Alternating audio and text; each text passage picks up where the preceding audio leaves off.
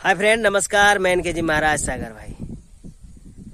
चलिए फ्रेंड, आज हम बताएंगे जो कि अब तक हम नहीं बताए हैं। आज मैं आपको बताऊंगा कुष्ठ बीमारी जो होते हैं उसका सफल इलाज, सफल गारंटी के साथ, और केवल जड़ी बूटी के साथ वो इलाज होगा।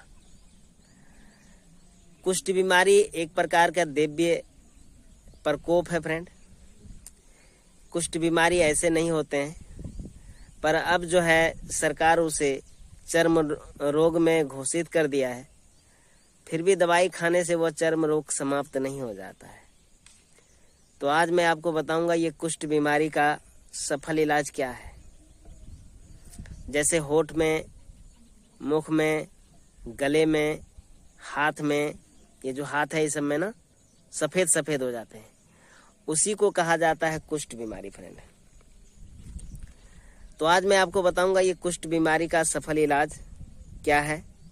मैंने आपको बताया ये कुष्ठ बीमारी कैसे होती है, तो वो दैवीय प्रकोप की वजह से, यदि आपने कुछ ऐसा गलत काम किए हैं और उस गलत काम की वजह से ही आपको कुष्ठ बीमारी होता है।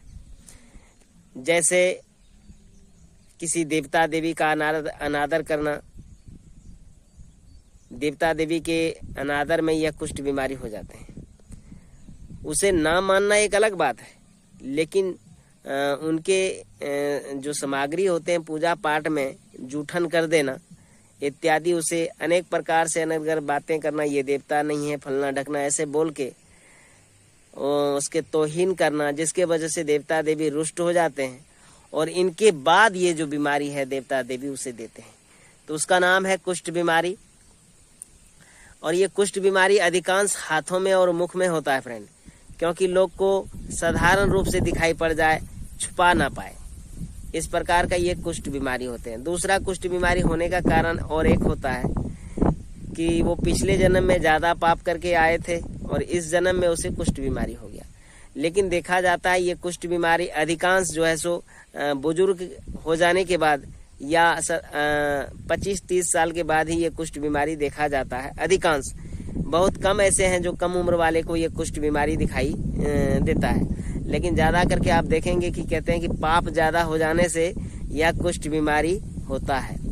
तो ये कुष्ठ बीमारी की अनेक प्रकार से धारणाएं हैं, और कहते हैं कि माता पिता को यदि सेवा नहीं किया जाए तो अलग की बात है, लेकिन उसे दंड भी नहीं दिया जाए, माता पिता को रुलाना भी नहीं चाहिए।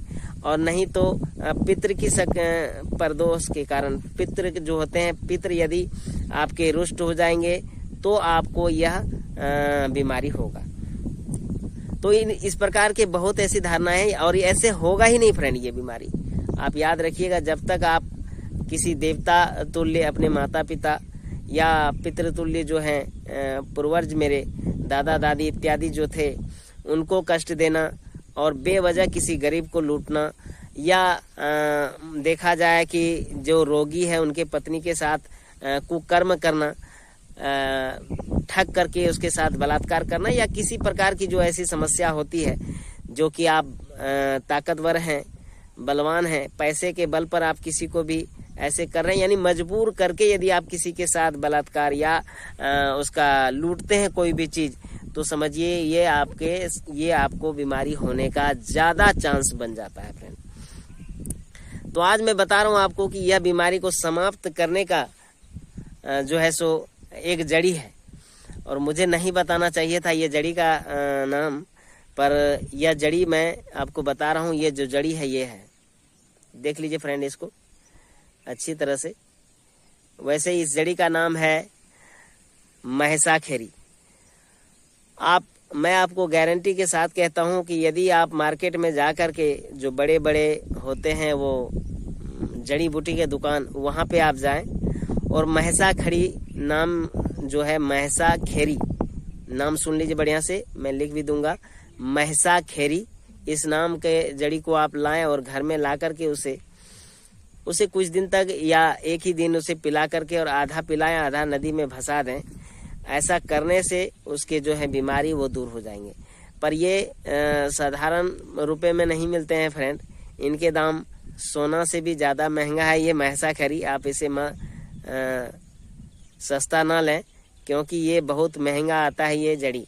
और यह साक्षात भगवान शिव का ही दिया हुआ वरदान है इस जड़ी पे, जो कि आदमी को यह ठीक करता है, ये महिषाखेरी। ठीक है फ्रेंड, आप महिषाखेरी नाम का जड़ी ला करके उस व्यक्ति को खिलाएं, निश्चित रूप से वह गारंटी के साथ ठीक होगा।